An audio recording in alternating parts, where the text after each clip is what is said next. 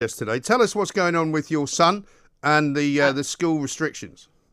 Yeah, I received. My son's mother received a telephone call yesterday morning at 10 a.m. saying that our youngest son had been or possibly been in contact with somebody that may have COVID-19. They tested positive on a lateral flow test, and could we stop what we were doing straight away and go and pick him up?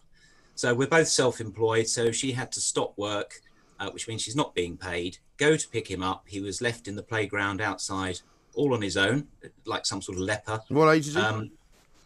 And then she had to take him home. He's got to stay at home now for 10 days, which he's not allowed to socialise with any friends, go to school or anything like that whatsoever. And what sort of age is he, Freddie? He's 13. Okay. Is he pretty unhappy about that? He's very unhappy, and he's trying to ask me what the logic behind it is. And I was really struggling because the other point about this is he has an elder brother who is 15, right, who's at the same school. Yeah.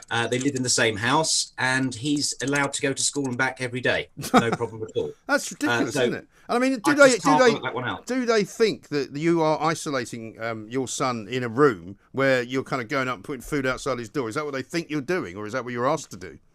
All they've said to me is they're just following Public Health England's guidance. This isn't law. This is guidance, Yeah. that he has to go home and isolate, and that's all they're interested in. He's supposed to have exams this week, his assessments for year 9. Yeah. They've now been put on hold. They said they're not sure when he can do it. And he's just, he was nervous about those anyways as a Right. 13-year-old boy. Sure. I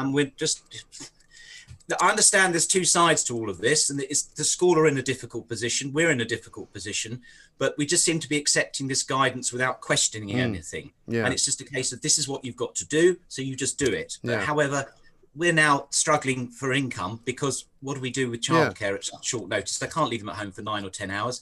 And on top of that, I got my first bounce back loan payment went out yesterday. Right.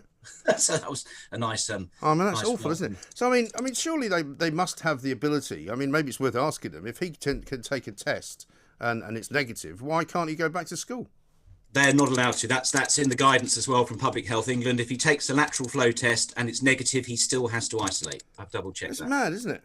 It doesn't make any Crazy. sense at all. There's so much of this that doesn't make any sense, and so. And I think if enough people questioned it and stood together on this, Yeah. we could achieve something. I think we just all accept it and go home and do whatever they say, which is why nothing ever seems to change. But that's the problem, isn't it? I mean, because all parents seem to go along with the mask wearing, seem to go along with the double testing. For me, I just think it's a pointless waste of time. Because, it's no more dangerous now. In fact, it's probably less dangerous if you've been vaccinated, now that so many people have been, for kids spreading the virus to older people anyway. Yeah, and also I think if we're doing this in June, my fear is what's going to happen after the summer holidays, going back in September, October, when seasonal winter viruses come back in a higher abundance. Is this going to, I did ask the school the question, what happens if he goes back in 10 days' time and then he walks past somebody else that's tested positive? Yeah. Does he have to go home again for 10 days? Yes, he does. How long do we keep doing this for? I know. How many months, years do we keep looking for something? He's not ill. He's got no symptoms. The child that tested positive has no symptoms. Right. And we just seems to me that we're looking for something. Yeah, trying it's crazy to get the numbers because up. imagine if, in fact, Boris did what he said he was going to do, which is on Monday of next week, he said, right, no more testing in schools, no more mask wearing in schools. That would at least be something. I have no idea if he is going to do anything like that, but I'm certainly going to try and push for it, because maybe if he doesn't want to lift all restrictions, he should lift the ones that are concerning school children. Well, I sincerely hope so. And we need, I don't want to sound like I'm creeping up to you here, but we need the voice of people like Talk Radio. Julia Hartley-Brewer in the morning really helps me get through my day. Yeah. The common sense, the logic, she questions these things from the right angle all the time, as do you.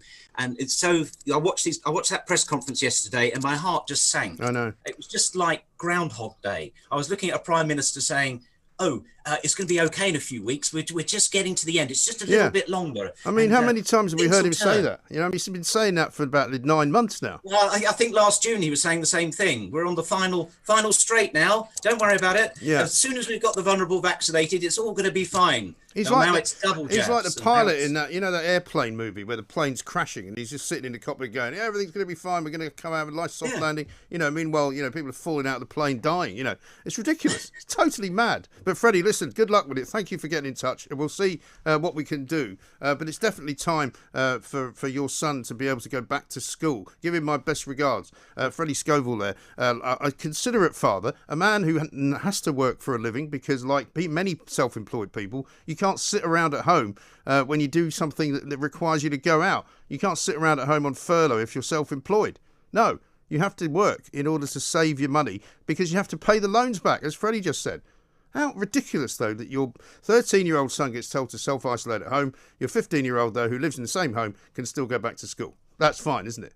Absolutely bonkers. Stark staring